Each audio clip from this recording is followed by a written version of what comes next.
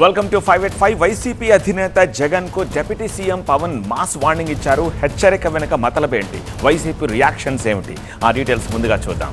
కొంచెం ఇష్టం కొంచెం కష్టం, కూటమిలో అక్కడక్కడ విభేదాలు, తేడా ఎక్కడ కొడుతుందో తెలుసుకుందాం ఈ బులెటిన్ లో. ఉపాధి హామీ పేరు మార్పుపై కాంగ్రెస్ గరంగరం. రేపు జిల్లాల వ్యాప్తంగా ఆందోళనలు. కేంద్రానికి హస్తమిస్తున్న అల్టిమేటంపై ఓ నజరు వేద్దాం ఈ బులెటిన్ లో. ఫోన్ ట్యాపింగ్ కేసులో సిట్ విచారణ షురు. మరింత లోతుగా ప్రభాకర్ రావు విచారణ. జవాబు ఇస్తున్నారా, మౌనం వహిస్తున్నారా? సిట్ స్కాన్ పై ఓ లుక్కేద్దాం. ఇక ఒక హత్య బంగ్లాని అట్టుడికిపోయేలా చేస్తోంది.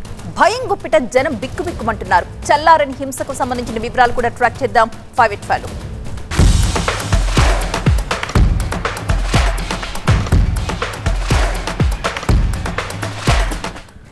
మెడికల్ కాలేజీల ప్రైవేటీకరణపై ఏపీలో అధికార విపక్షాల మధ్య మాటల యుద్ధం నడుస్తోంది. ప్రైవేటీకరణ వ్యతిరేకిస్తూ ఇప్పటికే 1 కోటి సంతకాల సేకరణ చేపట్టి గవర్నర్కు అందించిన వైసీపీ కోర్టులోనూ దీనిపై పిటిషన్ వేసేందుకు సిద్ధమైంది. పీపీపీ మోడల్లో కాలేజీలను దక్కించుకున్న వారిని తామొచ్చాక 2 నెలల్లో జైలుకు పంపుతామన్నారు వైసీపీ అధినేత జగన్. అయితే జగన్ వ్యాఖ్యలపై సీరియస్ అయింది కూటమి ప్రభుత్వం. సీఎం చంద్రబాబు కలెక్టర్ల కాన్ఫరెన్స్లో ఇప్పటికే ఆగ్రహం వ్యక్తం చేయగా జగన్ టార్గెట్గా ఇవాళ డిప్యూటీ సీఎం పవన్ విమర్శలు చేశారు. వైసీపీ అధినేత జగన్కు deputy CM Pawan Kalyan warning ఇచ్చారు.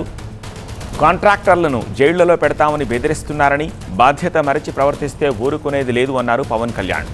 రౌడీజం చేసేవారికి యోగి ఆదిత్యనాథ్ తరహా ట్రీట్మెంట్ ఇవ్వాలన్నారు పవన్. అధికారంలో ఉన్నప్పుడే ఏం చేయలేని జగన్ మళ్ళీ మీరు అధికారంలోకి వచ్చి ఏం చేస్తారని అడిగారు. పద్ధతి మార్చుకోకుంటే జైలుకు వెళ్లాల్సి వస్తుందని హెచ్చరించారు. ఈ వ్యాఖ్యలు ఇప్పుడు ఏపీ రాజకీయాల్లో సంచలనంగా మారాయి.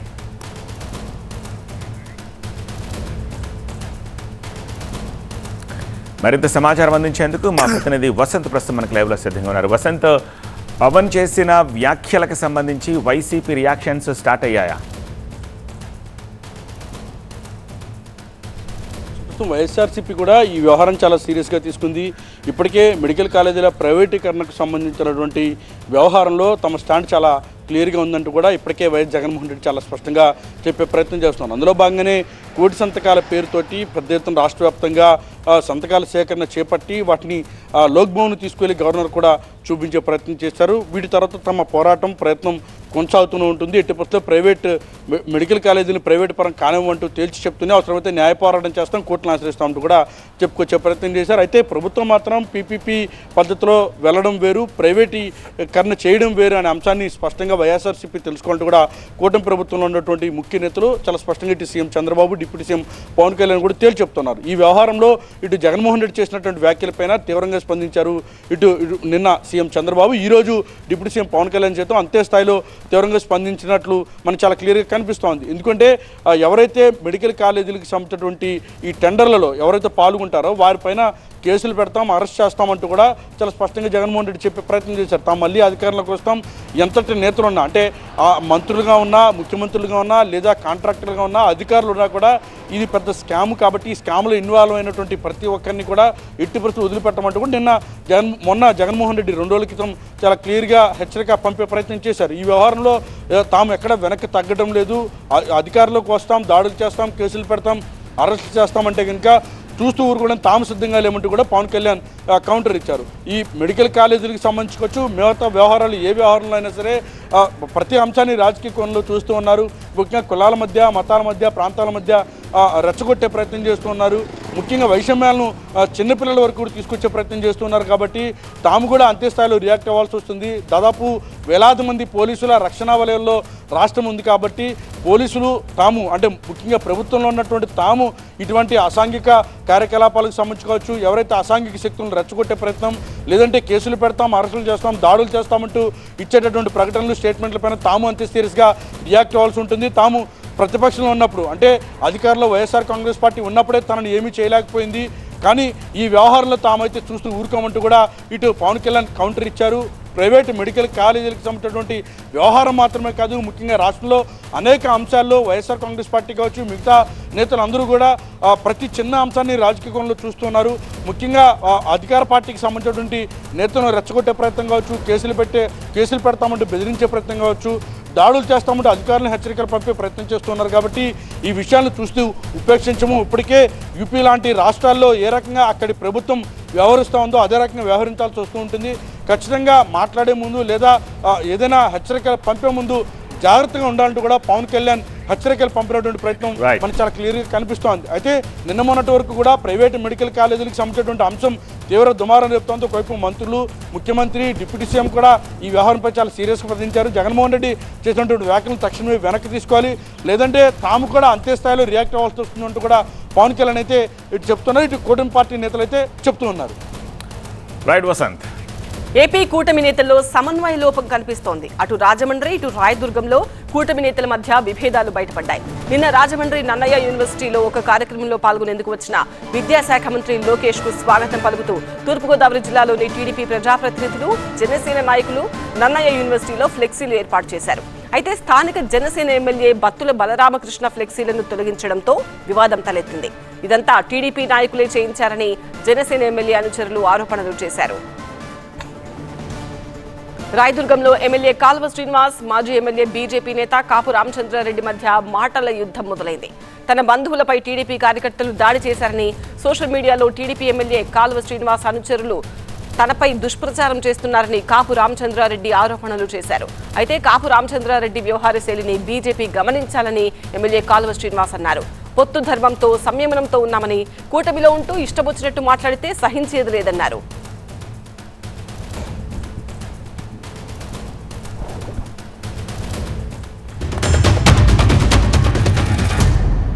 నేను ఈ 1.5 సంవత్సరాల కాలంలో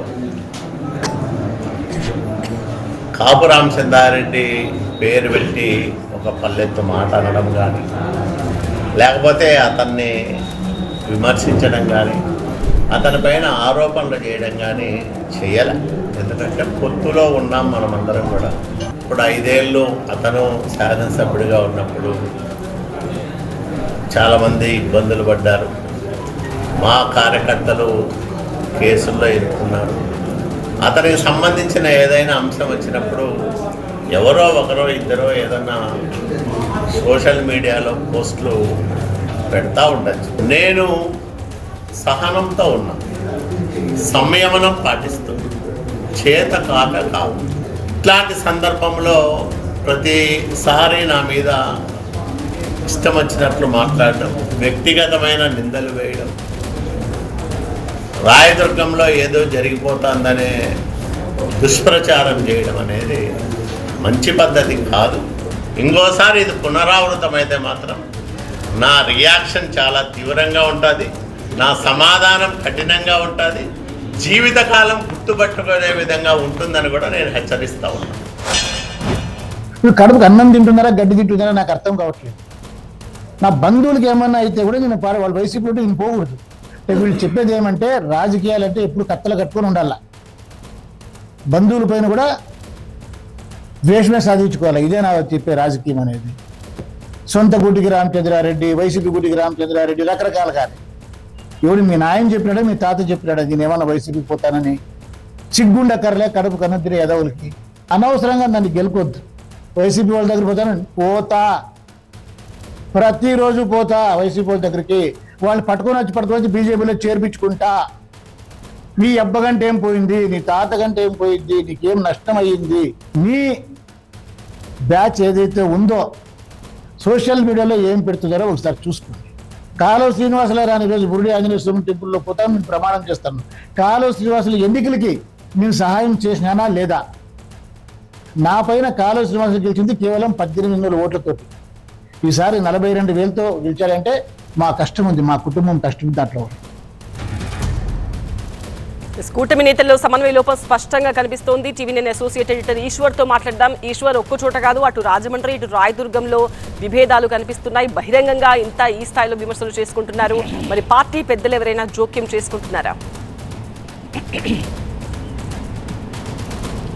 ఎన్నికల సమయంలో ఒకే వ్యూహం, ఒకే లక్ష్యం, ఒకే పోరాటంతో ముందుకు వెళ్ళి విజయం సాధించిన తర్వాత ప్రభుత్వంలోకి వచ్చిన తర్వాత కూటమి నేతల మధ్య వస్తున్న ఈ చిన్న చిన్న భేదాభిప్రాయాలు. వాస్తవానికి ఇవి చాలా చిన్నవే. కొంతమంది ఫోటోలు పెట్టలేదని, కొన్ని సోషల్ మీడియాలో పోస్టులు పెట్టారని, కొన్ని చోట్ల వేరే పార్టీలకు సంబంధించిన జెండాలు వాళ్ళు ఆ సమయంలో ధరించడం లేదనో, లేకపోతే చిన్న కాంట్రాక్టులకు సంబంధించో, చిన్న చిన్న నామినేటెడ్ పదవులకు సంబంధించి ఇవన్నీ సాధారణంగా కూర్చొని మాట్లాడితే సర్దుబాటు అయ్యే అంశాలే. కానీ వాటన్నిటికీ పెద్ద ఎత్తున ఇంతకుముందు పరస్పర గౌరవం ఇచ్చుకునే వాళ్ళు ఇప్పటికీ పెద్ద స్థాయిలో అగ్రనేతలందరూ పరస్పర గౌరవంతో ఉన్నారు, పరస్పరం సమన్వయంతో ముందుకు సాగుతున్నారు. కానీ కింది స్థాయిలో అది పూర్తిగా ఆ గ్యాప్ అయితే పెద్ద ఎత్తున వచ్చింది. అది పట్టించుకోవాల్సిన అవసరం ఉందన్న ఉద్దేశం మాత్రం, అట్లాంటి సూచనలు మాత్రం చాలా స్పష్టంగా కనిపిస్తున్నాయి. దీనికి సంబంధించే గతంలో మనం చూస్తున్నాం, ఒకవైపు సీనియర్ ఇద్దరు జనసేనకు సంబంధించి కావచ్చు, టీడీపీ అధినేతలు ఇద్దరు దేశంలోనే పెద్ద అనుభవం ఉన్న నేత చంద్రబాబు నాయుడు, అదే సమయంలో ఆ పెద్ద ఇమేజ్ ఉన్న నాయకుడు పవన్ కళ్యాణ్, ఇద్దరు ఈగోలను పక్కన పెట్టి పరస్పరం రెస్పెక్ట్ చేసుకుంటూ కోఆర్డినేషన్తో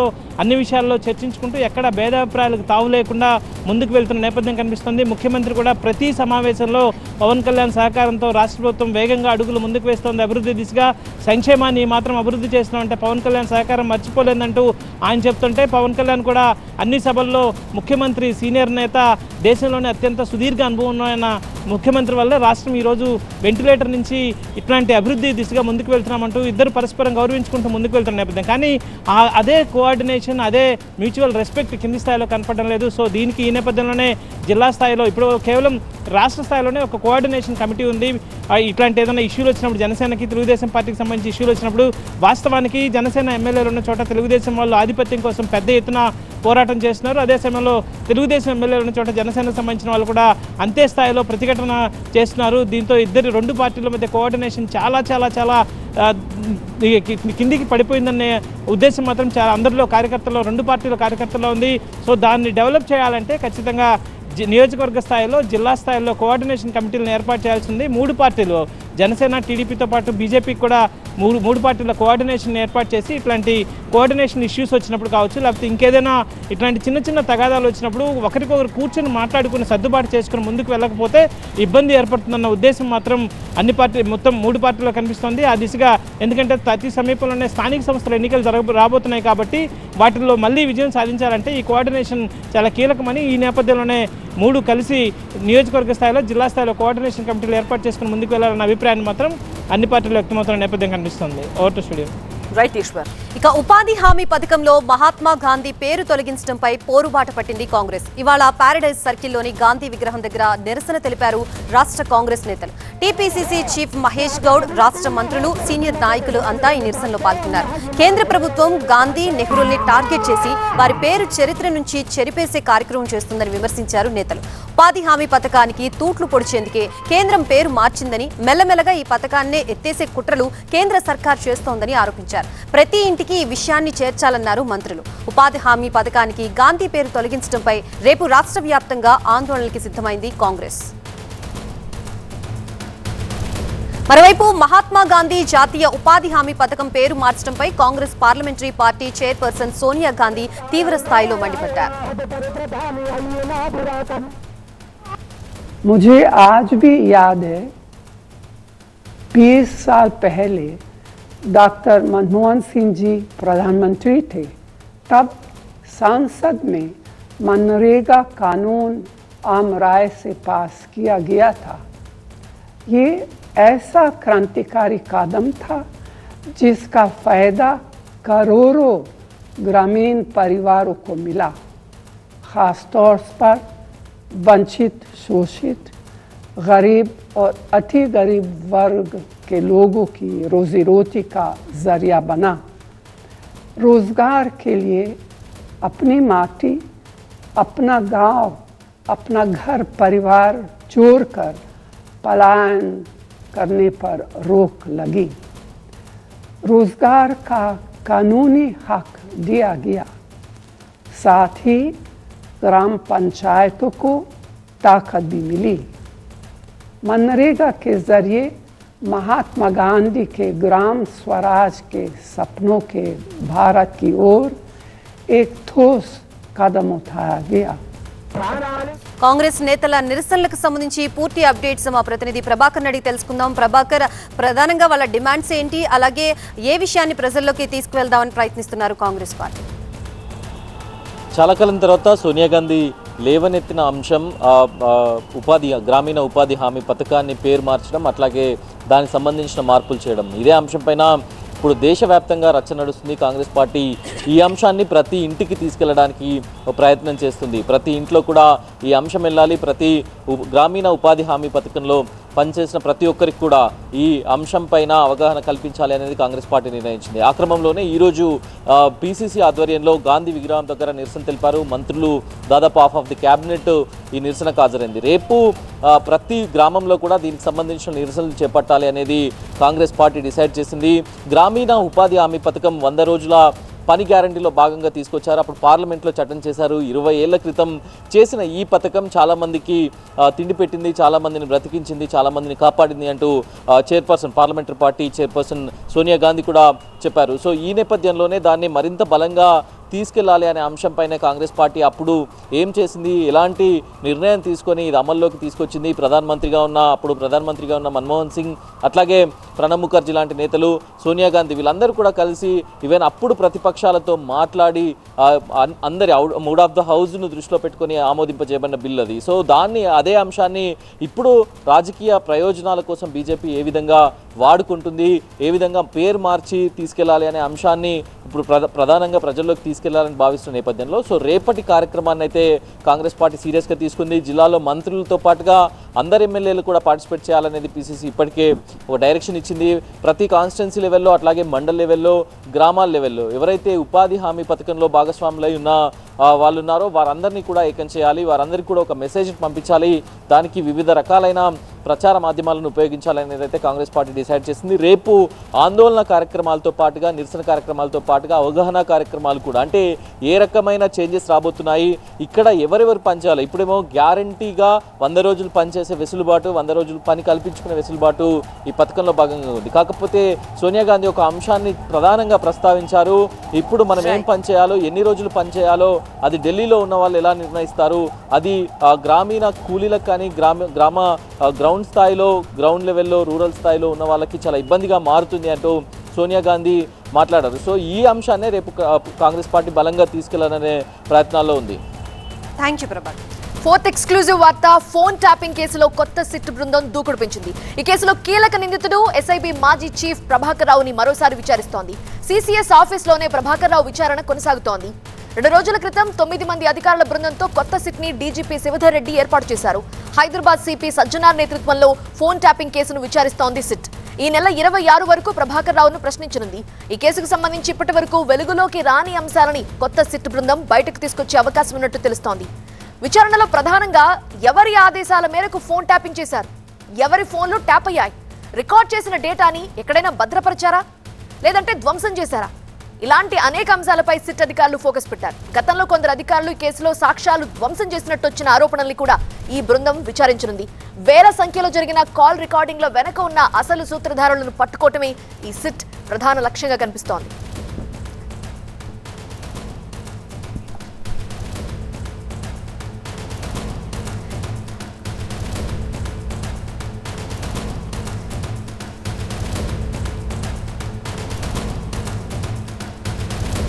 మరి ప్రభాకర్ రావు విచారణకి సహకరిస్తున్నారా, లేక దర్యాప్తు బృందానికి ఎదురు ప్రశ్నలు వేస్తున్నారా? వివరించడానికి మా బ్యూరో చీఫ్ విజయ్ సిద్ధంగా ఉన్నారు. విజయ్, తొలి రోజు విచారణలో ప్రభాకర్ రావుని ఏమడిగారు, అతను ఏం చెప్పాడు? అంటే దాదాపుగా నిన్న సుప్రీంకోర్టు ఏదైతే ఆదేశాలు ఇచ్చిందో మరొక వారం రోజుల పాటు కస్టోడియల్ ఇంట్రాగేషన్కి పర్మిషన్ ఇచ్చిన తర్వాత ఈరోజు మొదటి రోజు జూబ్లీహిల్స్ పోలీస్ స్టేషన్ నుంచి బషీర్బాగ్లో ఉన్న సిసిఎస్ కార్యాలయానికి ఆయన తీసుకొచ్చారు. సిసిఎస్ కార్యాలయంలో అక్కడ ఉన్నటువంటి నిన్న సిట్ అధికారుల బృందం ఏదైతే ఈ కేసుకు సంబంధించి రాష్ట్ర డీజీపీ శివధర్ రెడ్డి, హైదరాబాద్ సిపి సజ్జనార్ నేతృత్వంలో సిట్ ఏర్పాటు చేశారు. ఆ సిట్ బృందం అంతా కూడా ఆయన్ని విచారించింది. సో ఈరోజు దాదాపు ఒక 2 గంటల పాటు హైదరాబాద్ సిసిఎస్ కార్యాలయంలో విచారించిన తర్వాత తిరిగి ఆయన్ని అక్కడి నుంచి మళ్ళీ జూబ్లీహిల్స్ పోలీస్ స్టేషన్ తీసుకెళ్లారు. ప్రస్తుతం జూబ్లీహిల్స్ పోలీస్ స్టేషన్లోనే ఆయన విచారణ కొనసాగుతుంది. ప్రధానంగా ఫోన్ ట్యాపింగ్ చేయడానికి ఎవరు ఆదేశాలు ఇచ్చారు, ఫోన్ ట్యాపింగ్లో కేసు అంతా కూడా దర్యాప్తు అయిపోయింది. ఒక నెల్లూరులో టైం బాండ్ ఇచ్చి ఒక సిట్ని ఏర్పాటు చేసి 9 మంది అధికారులతో ఏదైతే ప్రభాకర్ రావు నుంచి రాబట్టినాల్సిన అంశాలు 26వ తేదీ వరకు ప్రభాకర్ రావు పోలీస్ కస్టడీలో ఉంటాడు కాబట్టి ఆయన ద్వారా రావాల్సినటువంటి విషయాలు, పొలిటికల్ లీడర్ల పాత్రతో పాటుగా ఎవరి ఆదేశాల మేరకు ఈ ఫోన్ ట్యాపింగ్ జరిగింది, ఎవరి ఆదేశాల మేరకు జరిపిన ఫోన్ ట్యాపింగ్ సమాచారాన్ని ఎక్కడ భద్రపరిచారు, హార్డ్ డిస్క్ల మాయం వెనకాల ఎవరున్నారు, ఎందుకు ఎలక్షన్స్ వచ్చిన రెండవ రోజే పూర్తి స్థాయిలో ఎస్ఐబి ఆఫీస్లో ఉన్న హార్డ్ డిస్క్ను తగలబెట్టారు, ఇవన్నిటిని కూడా పూర్తి స్థాయిలో ఇన్వెస్టిగేషన్ చేసేందుకు. ఎందుకంటే ఈ కేసులో ఇప్పటికే చాలా ఇన్వెస్టిగేషన్ పూర్తయింది, ఛార్జ్షీట్ కూడా ఫైల్ చేశారు. ఈ సమయంలో అత్యంత కీలక దశలో సుప్రీంకోర్టులో ఈ కేసున్న సమయంలో రాష్ట్ర ప్రభుత్వం సిట్ ఏర్పాటు చేసింది. సో ప్రభాకర్ రావుని మరొక వారం రోజుల కస్టడీకి ఇచ్చిన తర్వాత ఈరోజు సిట్ బృందం మొదటిసారిగా ప్రశ్నించింది. నిన్న ఒక సన్నాహక సమావేశం సజ్జనార్ నేతృత్వంలో ICCలో జరిగింది. అక్కడి నుంచి సిట్ బృందం ప్రభాకర్ రావు నుంచి అసలు దీని వెనుక ఉన్న సూత్రధారులు ఎవరు, ఆ పాతదారులు ఎవరు కనిపెట్టే ప్రయత్నంలో భాగంగానే సిట్ దర్యాప్తు అయితే కొనసాగుతుంది. ఇంకా 5 రోజుల పాటు సమయం ఉంది. మొదటి రోజు విచారణ అయితే ఇంకా కొనసాగుతుంది. రాత్రి 8 గంటల వరకు కూడా విచారణ కొనసాగుతుంది. ఆయన జూబ్లీహిల్స్ పోలీస్ స్టేషన్లోనే ఉంచి ప్రస్తుతం సిట్ అధికారులు విచారిస్తున్నారు.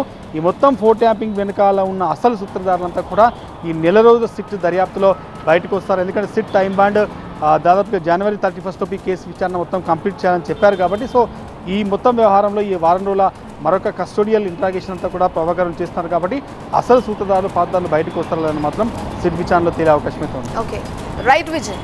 ఇవి వాటి 585 అప్డేట్స్. చూస్తూనే ఉండండి TV9.